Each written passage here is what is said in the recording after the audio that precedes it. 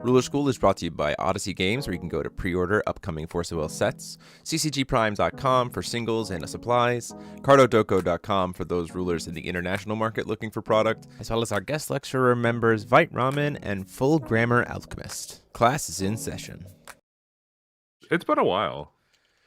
Hey there, rulers. Welcome back after a long weekend of Force of Will to your favorite ever live Force of Will podcast. It's Office Hours featuring myself, DMO73, and I'm joined, as always, by the Dean of Pollard School himself, Paul Reisman.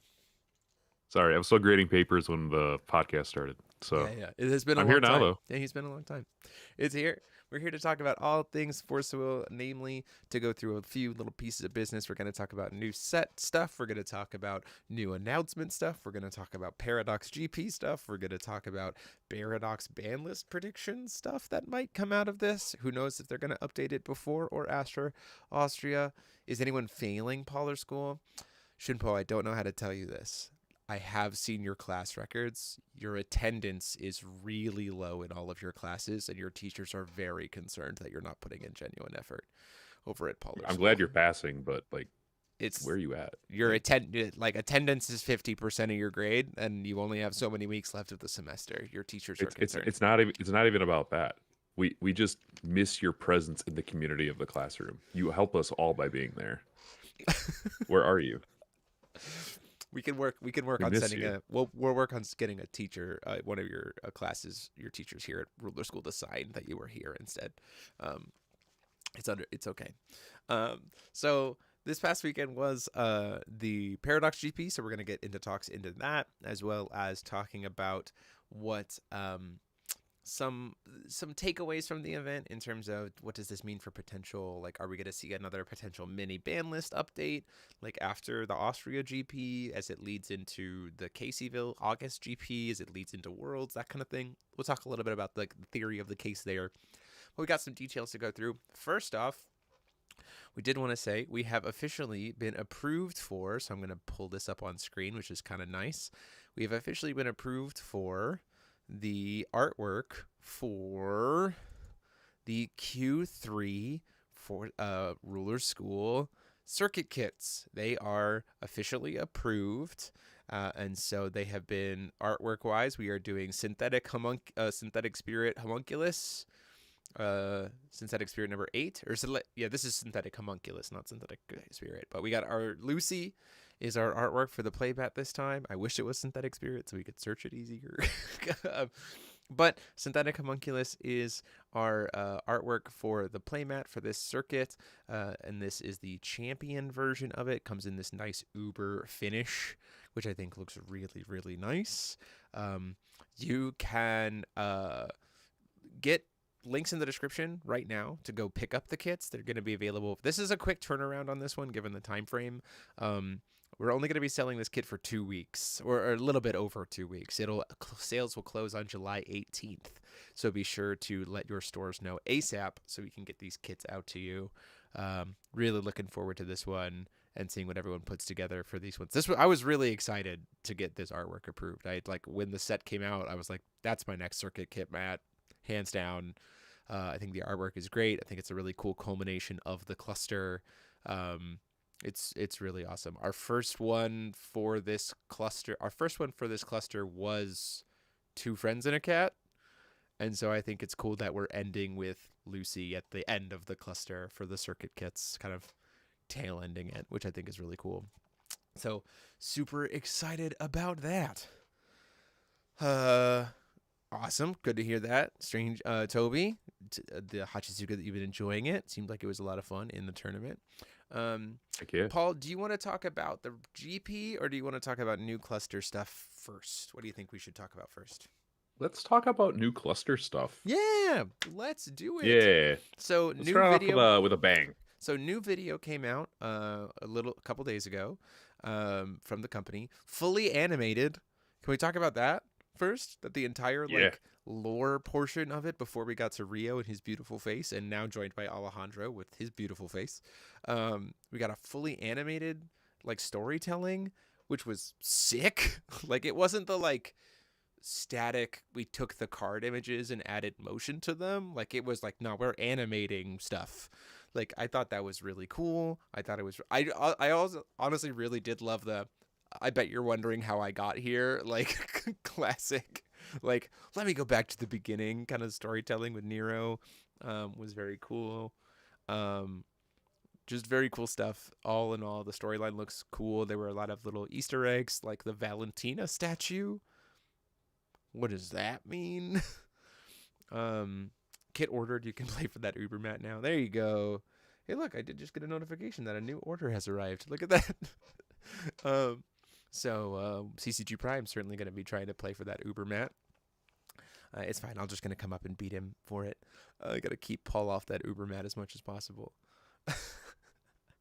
But we got information about the new keywords and the new card type. So I'd like to talk about the new card type first. Oh, I should do this. Hold on. I'll do it this way. I'm going to add our new card type, which is Warden, which are in the main deck. To me, the way I read this felt like an evolution of the Convoke mechanic, just into core constructed. These are a different type of card. They have a cost. From what we could tell from the video, when they resolve, they go into the ruler area, but are not rulers. Excuse me. They are not rulers. And then they will be able to perform judgment. So we'll have, but we'll still, and we'll turn into J rulers when they judgment. So, but when they're in the ruler area, they're wardens. This feels very similar to kind of a vibe of like planeswalkers. Less, I guess, a little bit, but again, it does have that vibe of like the Convoke mechanic just from ABC brought into core constructed, which I think is a pretty cool space to explore. I like the Convoke mechanic. I like the idea of like drawing something like that to kind of modify how my deck is operating on a ruler based level. So I think it's cool to bring that into core constructed. Yeah, it's interesting to me. It kind of feels in some ways similar to Contract as well, because the card is in your main deck. Yeah. So, and you have to like cast it. So it's like Yeah. it's like a neat little middle ground between Convoke and Contract, which I think is a really good way of innovating.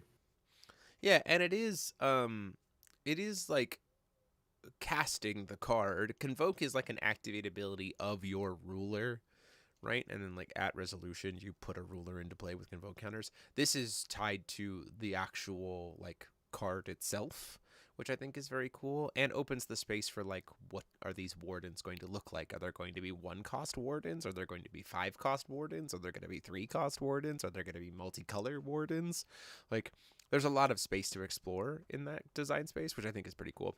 And there's nothing saying, as far as we know, that wardens have to be used exclusively by rune rulers or anything else like that.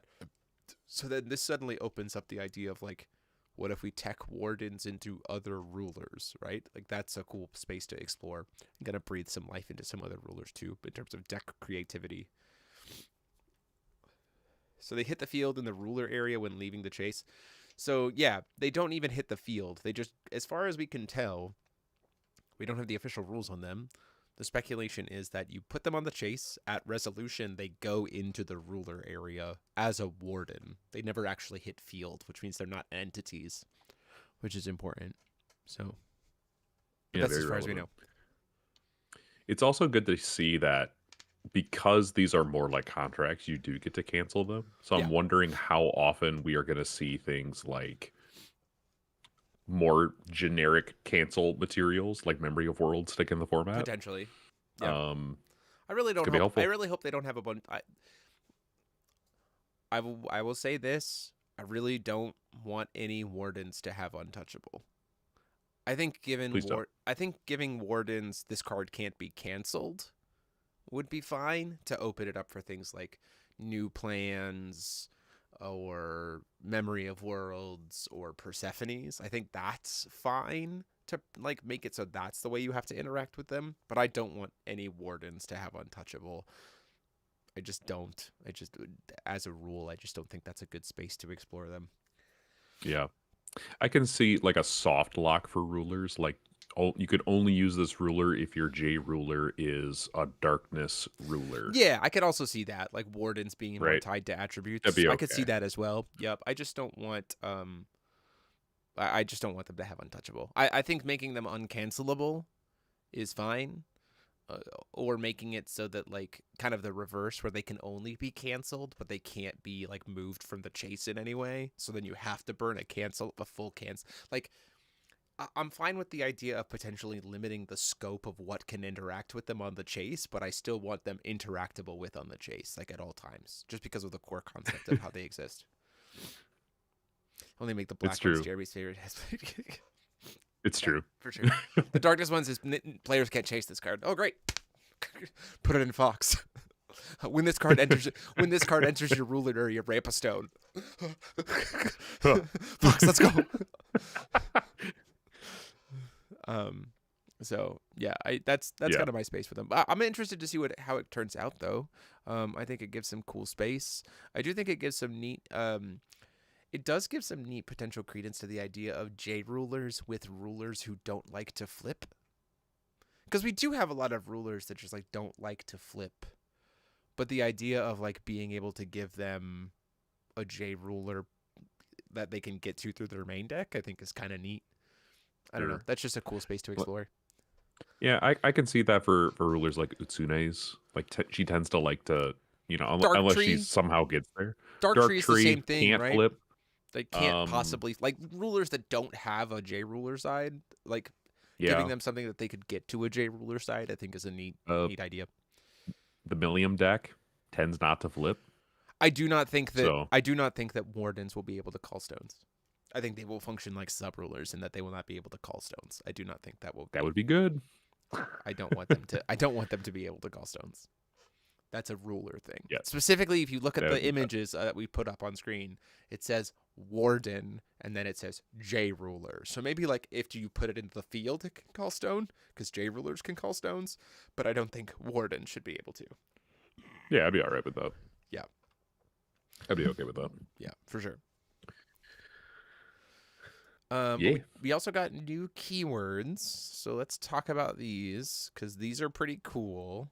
There's 6 new keywords, 5 of which are specifically associated with a very specific series of attributes, namely the trios that we don't have the tri-stones for yet.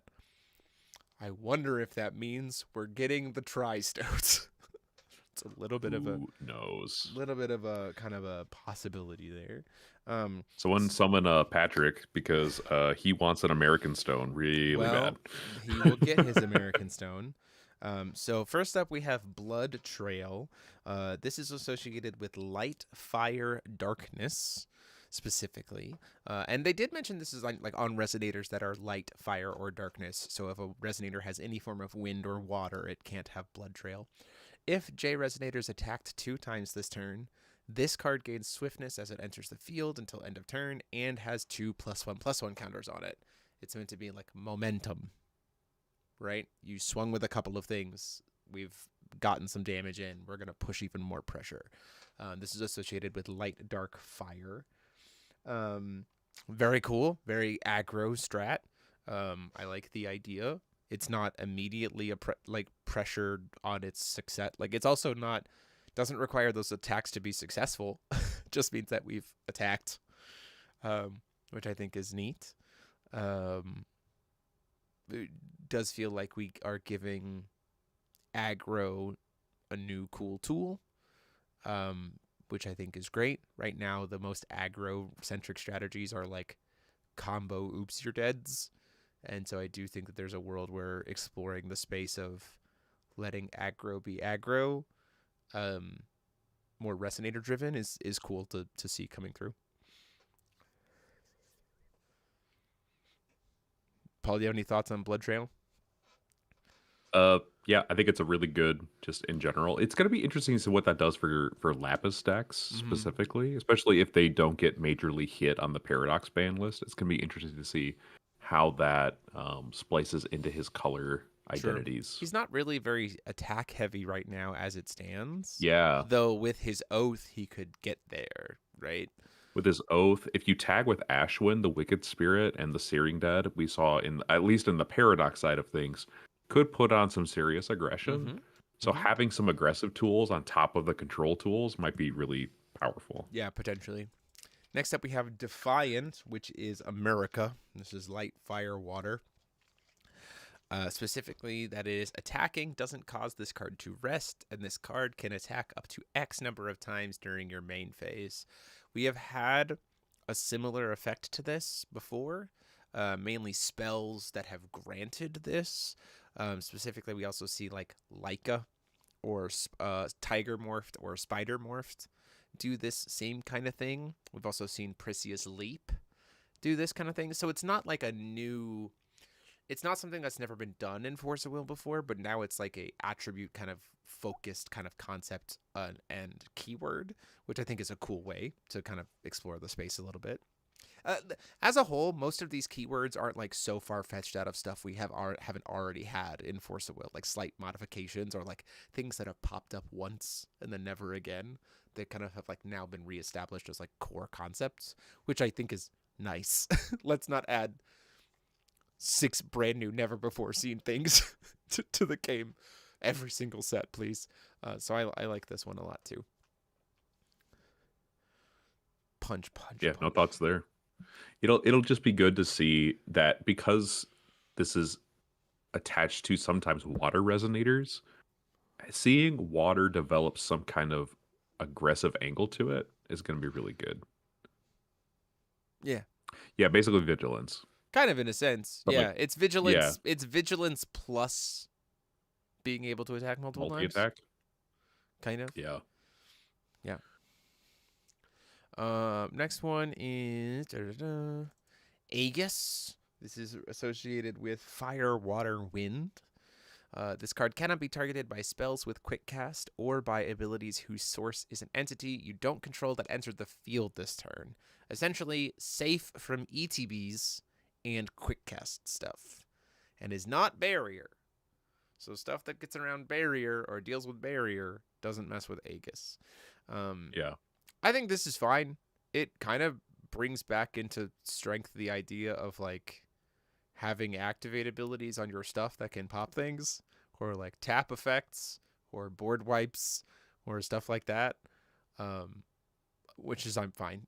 I'm fine with. I know that there are some people who are like, oh great, another form of protection, but I'm also like, yeah, but we have plenty of stuff that gets around this that's already printed and good. I don't know. You know what I mean? Yeah. I mean, it's like saying like that. Really, when I think about it, this is like our third defensive keyword, right? We had barrier, Eternal. we have eternal, and now we're getting Aegis.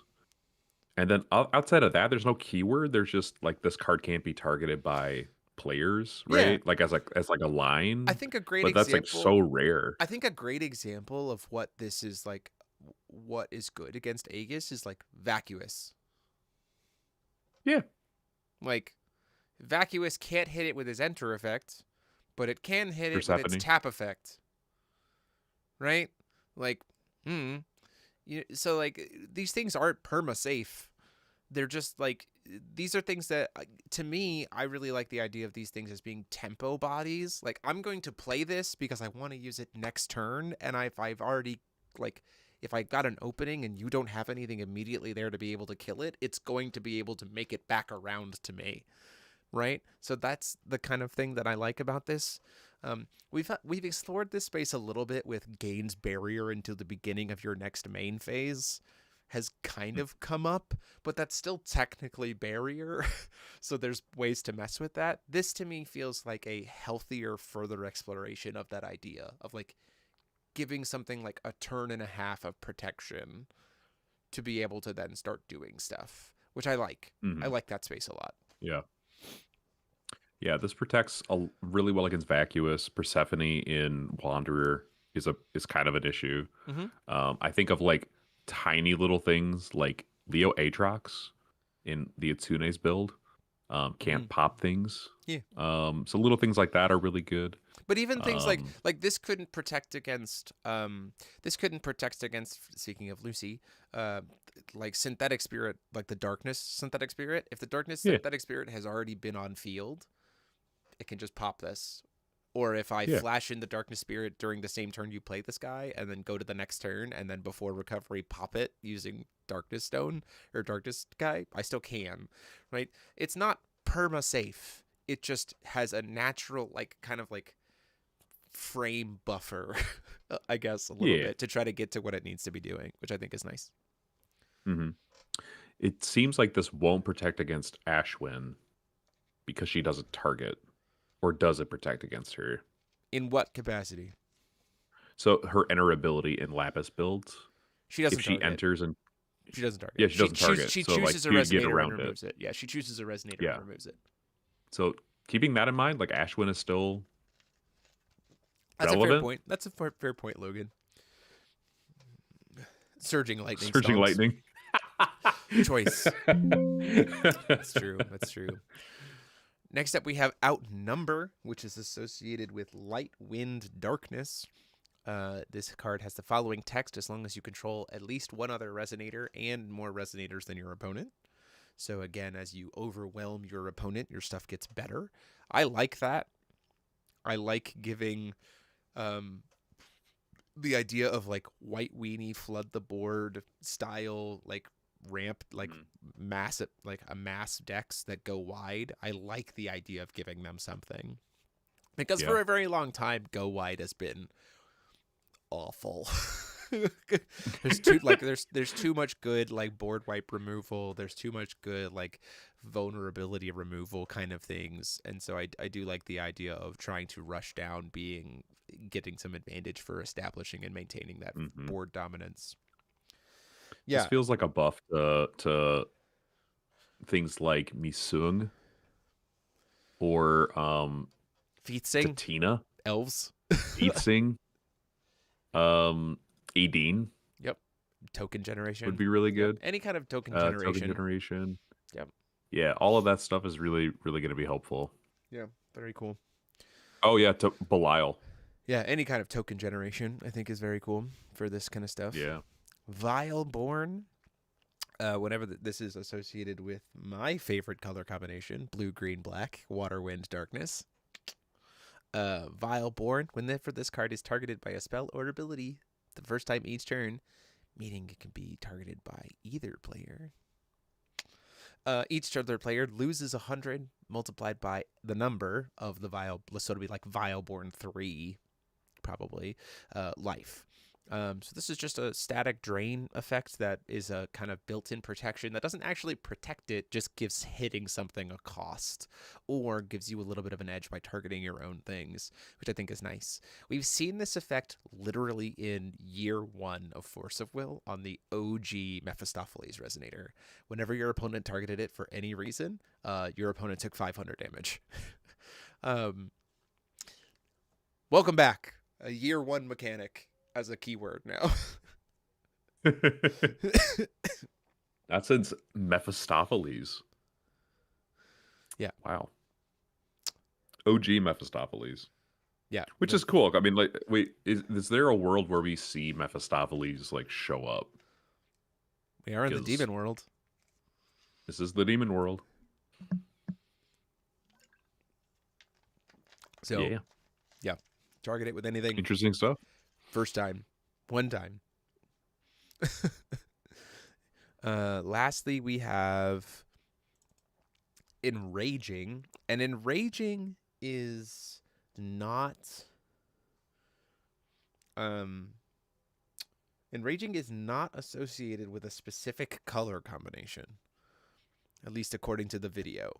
Specifically, Enraging is going to be on a very few cards in this set because it's associated with a land within the set, like within the world of Evil Cluster, that the players or that the characters are not spending much time on yet. So it's like kingdom associated as opposed to color associated. Yeah, which is it seems like there's three continents they named in the video, Yeah. and this seems to be of a continent we're not going to yet. This is like a tease. Which I think is interesting. It's whenever this card attacks, target J Resonator must block this turn if able, and it gains. This card can block while rested. That's a nice mana dork there. It's going to have to block. Going to make you block with it. You can produce will, sure, but you still have to block with it. Taunt, essentially. It's kind of like a reverse taunt. Why does this sound so familiar? Like, I don't know. I'm getting artichokes are coming into my head. I don't know why. Last That seems so audience. random. Last audience is coming Yeah. into my head. This is when the secret Yeah. last audience Jeremy promo is going to come into play. There's a sumo ring. I don't know what's going on I'm there. feeling sumo artichoke. This is pretty cool. Paul and I love this mechanic. Paul and I have played around with this mechanic a lot in other card This games. mechanic? We love it. In every card game we've ever played, Paul and I have really loved this mechanic. I really do like the fact that it forces the thing to be able to block even while tapped. Like, that's really nice to me. I can't wait to play around with this. I know we're only getting a little bit of it in set, but whatever ruler is associated with the enraging mechanic, dibs. Yeah. Like, absolutely dibs for the channel, because it's very cool. I think there's a lot of cool space to explore with this one, which is nice. So those are our mechanics that we have, and we know that we're following the story of Nero. Is it better than target attack? No. It's not better than precision in the sense Not that, like, strictly. you still have to target something. So if something has barrier, right, precision gets around barrier. This doesn't, right? This is, like, they have different uses, I think. But it's still a fun mechanic to play around with. So, yeah. So that's what we have for new mechanics. The story, character of Nero and the Magical Academy is pretty interesting. Can't wait to see more of that as we get to see spoilers in the coming weeks. Hopefully soon. That will start. We had a GP this weekend. Paradox. Paul, you already have a tournament report that people will be able to watch tomorrow. It's ready to go. I just have to make a thumbnail for it and post it tomorrow. Not surprised by the results. I think walking into the weekend, some kind of Gil Lapis X was kind of obviously going to be the favorite of the weekend. It's very strong, even in Paradox. It's got a lot of value, even in Paradox. It kind of in some ways just feels like the easy choice going into this weekend, which I think is fine. You have to send me the Polar School logo. I don't have it. You want me to put it on the thing? I have to have it. Like, I don't have the logo.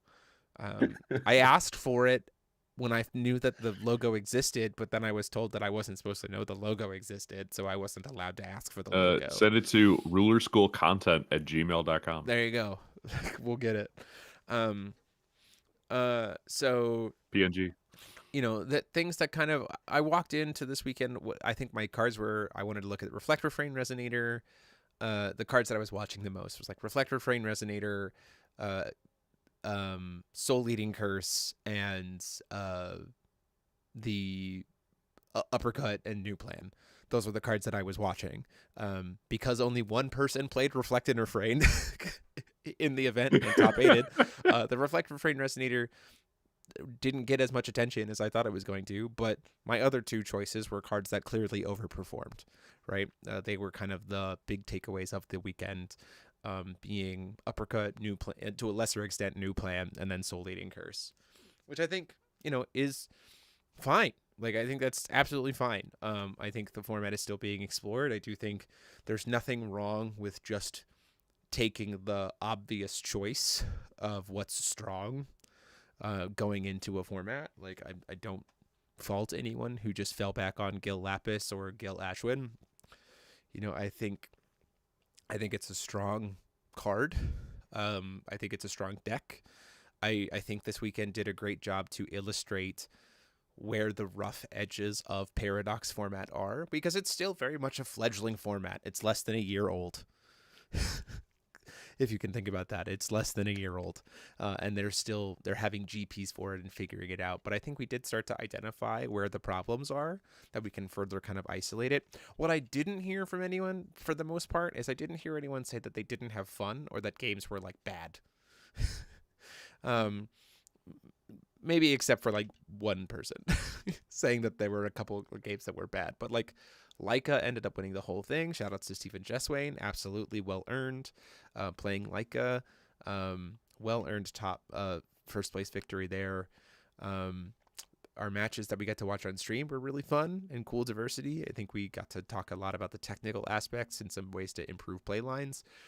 I think my one um I think my one thing on um I think my one thing on the weekend that I think I'm curious to see how it would have changed the weekend is I was surprised by how little respect for Soul Eating Curse there was. Yeah. Like it just kind of felt like everyone accepted that that card was strong and was just going to like try to brute force their way past it rather than like properly respect it.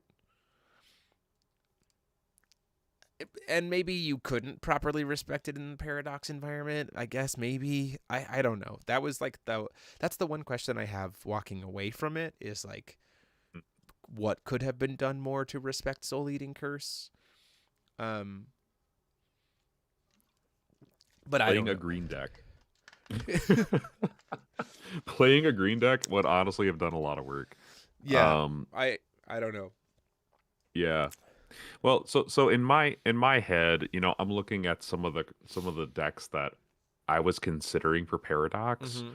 and I mean, obviously Reflect and Refrain, very powerful green deck, really flew under the radar. But we also have decks like Yokoshima and Prisia, Olga potentially as well. Mm-hmm. Just not seeing any play. Yeah. And I think yeah, I mean, like we have Command Point, a very perfectly good cancel card. We also have I gotta look and see what the new cancel card for each forgotten creature, I believe it is. Yeah, the That's blue green just one. like a hard cancel, and it Mm-hmm. just gives your stuff stats. Yep. Like these are really good tools. Mm-hmm. Yeah, Um, it's that thing where like it's that thing to me where I what I'm trying to say is that I'm not contending that Soul Eating Curse is not very strong and quite potentially too strong for Paradox. Like very fair, right? But when you look at like Soul Eating Curse's performance at FowFest versus Soul Eating, which is technically like same card pool outside of the Wanderer bands, or outside of the Paradox bands, than Paradox format, Soul Eating Curse was incredibly underperformed. And mhm. then it went from incredibly underperformed to incredibly overperformed in Paradox. Now that might just be the Yeah, options in Paradox are lesser, but it also might not like might be that it was just like so people just decided to be on Soul Eating Curse rather than trying to answer Soul Eating Curse, which is a legitimate like I've always been a person when I was competitive, the debate of be the problem or try to answer the problem, right? And so people who were, I think people maybe just decided to be the problem more so than try to answer it. But I think that there are more answers than were given credence. And so I'm curious how that will result. Um, that being said, um, we'll have to see. We'll have to see what comes out of it, right? Um, uh, Again, I think all the games are good, and I think because Paradox is still so fledgling, the fact that we did have four different decks in top eight is still well technically five different decks in top eight is still like a cool space to be explored, and it's certainly not the most toxic environment that we've ever seen. I honestly think that we could have run that top eight another twice. Like we could run that exact same top eight two more times and have Reflect and Refrain win, Flute win, Leica win, Gilapis win. Like I think any of those decks could have come out on top, which I think is fine. mhm. But I do think this weekend showed some natural like I said, rough edges of Paradox that I think should be smoothed down, especially as we get closer to Worlds. Never underestimate the laziness of players, for sure. Um, Yeah. so Well, I don't even know if it's like necessarily laziness either. Like there is a really big cognitive heft that you have to lift in order to like pivot into this format. And I imagine there's a lot of people who were just like, well, Gil was really good at the Wanderer event.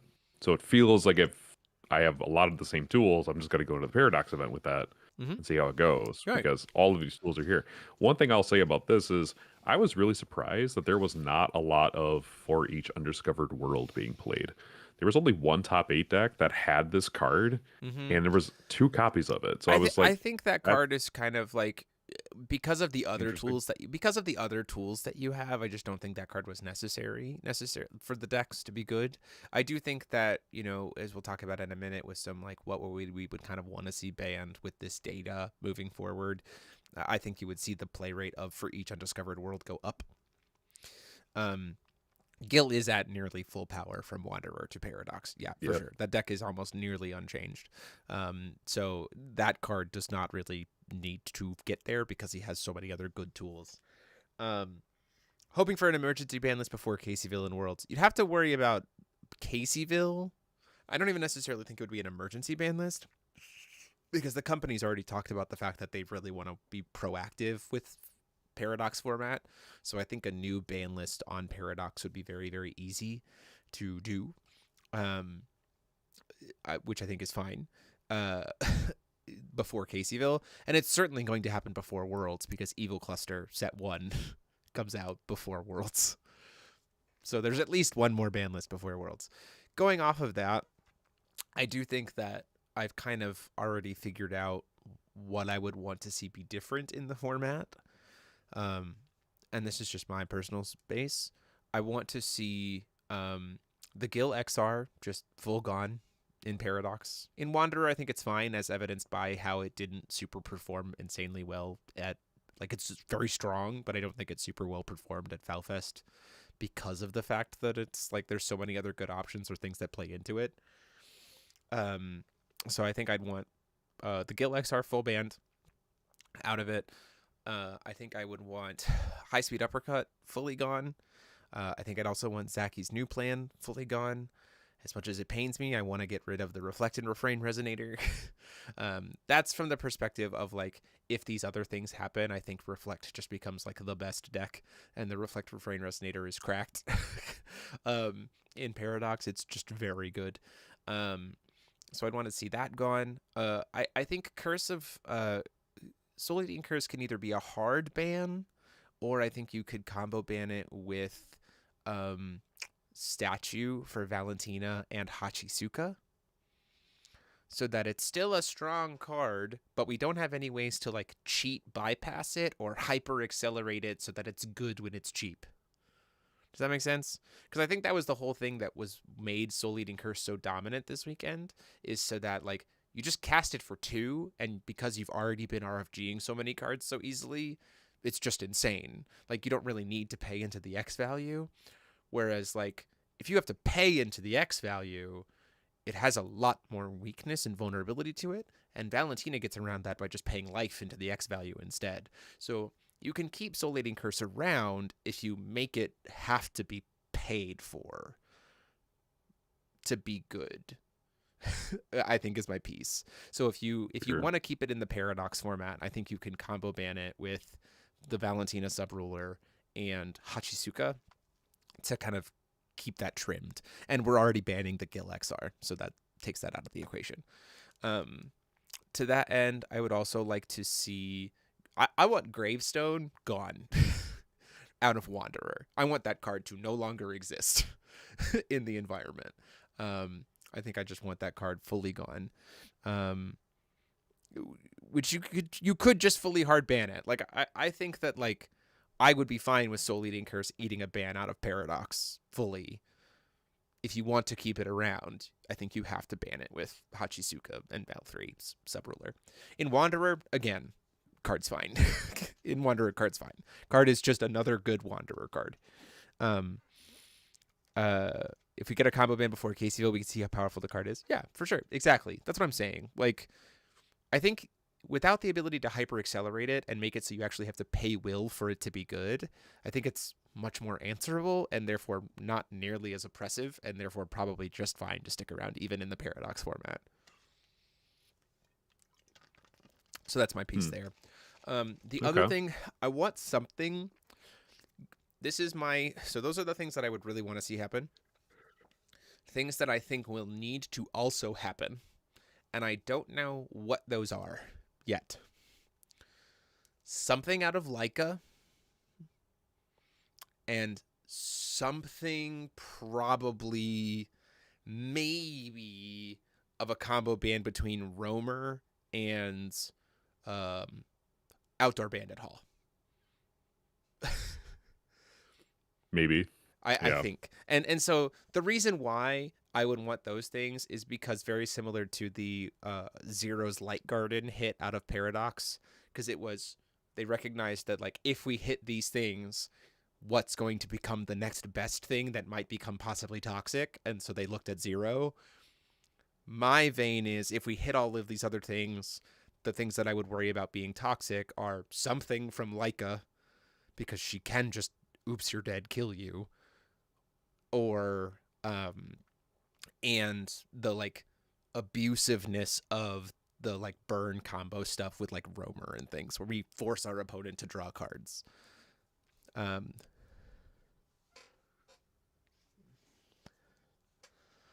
so Yeah. So the only thing that comes to my mind about this is the state of Gil Lapis and Ashwin as rulers. mm-hmm. I can see there being an argument that you could really put up there and say that, well, the XR makes these rulers playable I disagree. I think they're because, playable without it. well, yeah, okay, sure, I think but they're incredibly playable without it. sure. Um, but the argument would be, okay, well, I have all these cryptids, but they don't cantrip, and I don't get resources as easily anymore. I have more tools, sure, but is it still going to be metagame contending? So my I argument don't know. so my argument with that is Yeah, go ahead. I'll go for both sides of the argument, right? If we're talking about Lapis format, let's talk. XR is not on the table. XR is not on the table. This means that Gil Lapis gets access to Ashwin, the Resonator, which is 2 bodies, plus that doesn't have targeted removal, and he gets access to Yo Midgard, and he gets access to Subruler still, which is draw power and board clear and intense pressure and his own judgment ability. And he gets, like we said, he probably plays for each undiscovered world. I think that deck is still very good. Because of the Subruler. He still gets the Subruler. So he's like mana efficient, like mana accelerated. And then when he doesn't have XR, he just has Ashwin. And in Paradox, it's harder to not play to board. Unless you're like Reflect Refrain, right? So Ashwin is gonna be able to hit stuff more often and get her value. So that's the Gil Lapis side. On the Ashwin side, Ashwin's pollution, which means she can play Pollution Amplifier, and she can play Smokescreen Bomb, and she gets to cast cryptids from the graveyard still, which is a very relevant piece of her being able to continually recruit advantage. And also keep in mind that if they don't have the XR, both Ashwin and Gil can play water and green cards. So they get Tony. So they also have card draw value-wise. I just, as someone who's currently playing a solo Ashwin that can then hard pivot into sideboarding into Gil Lapis, in Paradox, still a thing. Like, very much still a thing. So the XR, I think, is what takes them to be it gives just over the top. It's just overtuned for Paradox. I think that that term has come up a lot, and I think the XR really speaks to just like being incredibly overtuned for what they want Paradox to be. And you can play Knight of Transcendence and Ashwin, so you can swing the same turn she Judgment in. Allow me to go put that in my Ashwin deck, because I did not think about that. So, Sure. yeah. I just Yeah, she also gets Knights of Transcendence, like Shupo says. You didn't tell me about Yeah. that, Shumpo. I would have loved to see it. I'll go make the pivots. We'll talk after this. We can jump back in. After this, we can Yeah. talk. I didn't make that connection in the tournament report, so you're gonna hear that now. But thanks, Jumbo. I appreciate the clarification. That makes a lot of sense. Um, so that's my piece there. Um, so I think I don't even know, and I guess I'm more. I guess I'm more worried about with those like extra things. I guess I would be more worried about something out of the burn deck than I would out of Leica, because it truly might be that with those other things out of the way, that Leica is significantly more contained because people can give more credence to her, right? And Mhm. so therefore she doesn't follow. She just doesn't get as far, and she's more kept in check. I'm just always a little bit worrisome within Paradox about a deck that can kill you on turn 2 consistently, because of the nature of what they want Yeah. Paradox to be. And so it's like, I also don't really like decks in Paradox that punish us too much for playing a slower, grindier game. Hmm. And so that's why. But maybe taking, it might be that taking Zaki's new plan out of that deck, because I want that card banned out of Paradox too, as I said before. Might be enough, right, to make that deck significantly more vulnerable and not able to protect itself, which is probably fine as well. Yeah. Um, I think there's a world where you maybe just ban Tiger Morphed I don't. because I that's just. really the culprit. I don't know. I just don't. I just like.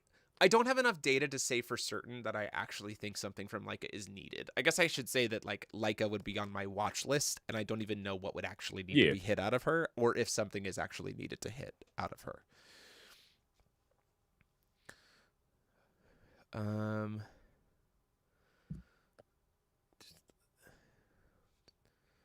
Just Leica. ban. No, don't ban. Don't just ban theory on morphing. Like, No, I want the deck no, no, around. no, no, no, no. Still Yeah, want the deck around. We just don't want it to kill on turn 2. So like if there's anything on the list that I would say like, oh hey, we should think about this. Um in terms of there being just more data, I think Tiger Morphed is a very safe play, very powerful play that can just kill. So if they ban it, they ban it. Great. If they don't, I can see like a kind of maybe rising to the top. And so yeah. kind of like what Jeremy's been saying, I'm kind of in the same place. I think Tiger is the ban. Whether or not they'll do it, I don't know. You could ban so interestingly enough, you could ban Tiger and not ban Tiger Morphed, which might be fine because Beast Lords can Therion morph into Tiger Morphed. So in Paradox, that could be the fix, right? Is you just ban Tiger itself and not Tiger Morphed. So It like does give you a that's ton of cards, so uh, yeah. maybe that's real. So we'll see. But again, Yeah. I don't know what I would do there, and I would want to see it adjusted. Hmm. Um, so those are my thoughts. That being said, still a lot of room to explore in Paradox. I think it's still a very fun format to goof around in and play with. I've been enjoying Oh it, yeah. which is great.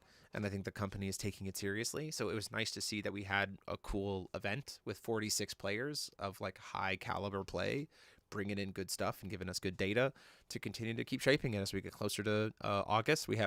There's Milan is next week, I think, and it's Wanderer. Then Austria's in 2 weeks, and it's Paradox. And then France has another event as well, that I don't know what format that is going to be in yet. And then Caseyville in August. We have Wanderer next month for the United States, which is going to be same format as FowFest, because I don't imagine we're going to see much of a change. But I'm curious to see what that looks like. If you're worried about luminaries, just play Bianchi Hard Control. Uh, just saying. That's an option for you to take. And then so we'll see that come up. And then we have August. We have the Caseyville event, which I think we're probably going to see a Paradox ban list update before Caseyville. That just feels like with the company, how they've been doing it. But I don't speak for the company, so who knows? And then we have the release of Evil Cluster 1, Descent into the Raven Ruins, and then Raven's Catacombs. And then we have Worlds, which is exciting. Yeah. Yeah. Yeah, Uh, we're talking about when should people die in Paradox? sure. When should people die? Um, yeah, I like Jeremy Lindley's question, and I would just say control decks should kill later than aggro decks. Mm-hmm. That's what should differentiate them. And I think that's kind of what we're saying about Soul Eating Curse. It like kills you turn 3 in a control deck. Like Yeah, that's that's what. crazy. Well, and the reason why. So that goes back to our conversation about Soul Eating Curse, right? So the reason why Yeah. Soul Eating Curse kills you so fast is it because of other cards that hyper accelerate the number of cards in your RFG, so that you don't have to pay a bunch for it, or allow you to bypass the X value to pay into the X value higher, so that it doesn't matter how many cards are in your opponent's RFG.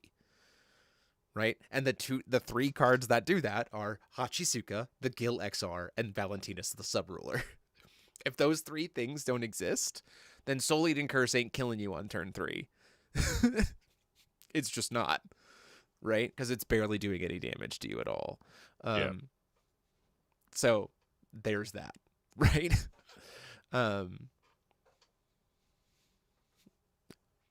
That's what I'm Yeah. saying. Like And in Paradox, and like when I in. look at the meta Okay, go breakdown, ahead. like Reflected Refrain, like control list, killing turn 5, turn 6, that's pretty normal. Electra turn 3 or 4, pretty normal. Yokoshima, maybe somewhere in between there. Um, but things like Alex Sansta, uh, Viola, Val 3, like there's a lot of stuff in here that can just kill you later. Yeah. Mm-hmm. And it's Soul Eating Curse that really is the issue. Yeah, in terms of Um, control shells, Soul Eating Curse is single-handedly the card that allows Soul in Paradox. Soul Eating Curse is the card that allows control decks to kill you earlier. Right? That's pretty much it. So, hmm, and it's because of those reasons that we already talked about. So if those are taken off the table, then control decks are gonna have to sit in their like comfortable range where they're gonna wait till like turn 6. Unless you're like me and you're Reflect and Refrain and you open up double Beekeeper, Judgment of Solari, Reflect and Refrain Resonator, and you decide to get really, really aggressive really, really fast. yeah, which is not the modus operandi of the deck. It's just something Correct. I get to I do if can't you have no possibly do it. interaction for it. Um, one thing I would add to the banlist conversation Here? is potentially saying a combo ban of Mummy and Hachisuka, because you can just lose 10 cards on a Mummy flip, I'm not. and I'm not sold on you're this. you're not I'm seeing it not yet. sold on I'm it. not seeing it, Listen. but I I'm think hold it's on, hold good. on, hold on, Okay, go hold ahead. on, Go hold ahead. on. Go ahead. I'm going back to the argument that if we bring other decks down to playable levels, there are other decks that can ramp up. And losing 10 cards off the top is not a good feeling for a new player in Paradox. Sure. My argument to you is that if that is so stoppable, that is Yeah. so stoppable that I don't think it's like something that suddenly rises to the cream of the crop. Well, other Jeremy thinks I'm right. So Well, you know what? Other Jeremy didn't top 8 this weekend, so dang, shade. got gate kept He by stood next to Shunpo. me in that picture.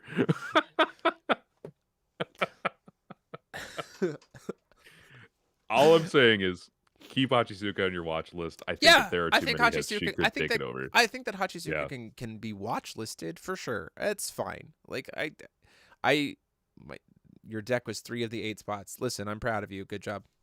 Um, you weren't there. Your name not in the list. I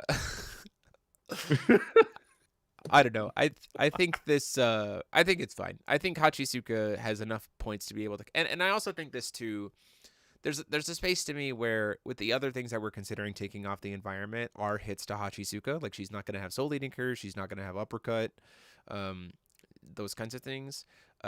And then also then those other things that would be using those cards as well are no longer in the menu. So then people are freed up to have more space to be able to mess with Hachisuka. For instance, did you know that Alabaster Dragon Shaman hoses Muse or like hoses mummies?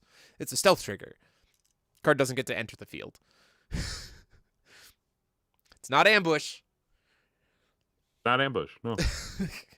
You can also play things like Songstress. Songstress is gross against Hachizuka. Yeah, You're just like, there are a lot of hmm. answers. That's what I'm saying. Like 100%. I think there are Yeah, way more but plentiful answers to suddenly warrant a proactive combo ban of Mummy and Hachizuka. yeah, you could also say the same thing about Soul Eating Curse. There's tons of answers and nobody played them. That's why it's overtuned. Patrick, 'Cause you're nobody right. played I it. was not in top 8 because I was not playing. Because if I was playing, things would have been different. Hey. All I'm saying, at the very least, just keep Mummy. Wait, I'll keep say it on this. your watch list. Actually, I'll say this. If Jeremy's allowed to take credit for his deck being 3 of the top 8 slots, then I'm allowed to take credit for the Reflect and Refrain being in top 8 because that's 100% my fucking list. So, by the transitive property, like literally helps Tyler do testing. It was not Kaiden's deck. It was absolutely my deck. I designed it from the script from the beginning.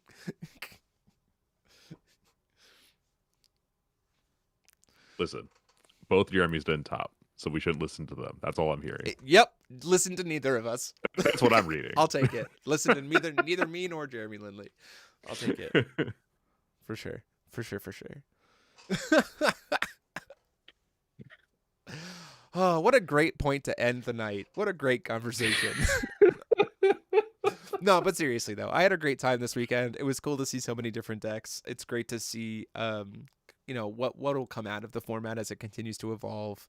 I look forward to seeing how it continues to evolve and what continues to get played and what we see from the other events. And if there's any other ban lists, I want the format to continue to be improved. I'm fine with cards getting banned. I'm fine with cards getting combo banned. Like, I want the format to continue to be healthy. And so, like, I didn't mind that Gil did so well this weekend because it highlighted a potential problem in Paradox that needs to be addressed. So I was excited to see it.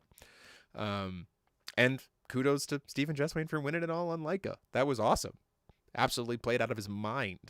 It was crazy cool. So thank you all so much for watching. Again, check out the links in the description. Let your stores know about the circuit kits so that we can get those sold. I'd love to sell 15 kits this time around. I think that's my goal, is to sell 15 kits for this quarter. It'd be really nice to kind of continue to grow the circuit kit area. Remember, if you're international, you can order them internationally. Just got to pick the international shipping option. Costs a little bit more, but we'll hope to see you there. And as always, it's been myself, DMO73, and I've been joined, as always, by the Dean of Pollard School, Paul Reisman. That's me. You made me Dean. Thank you, chat. The people's champion. Glass dismissed. Can't be a dean without students.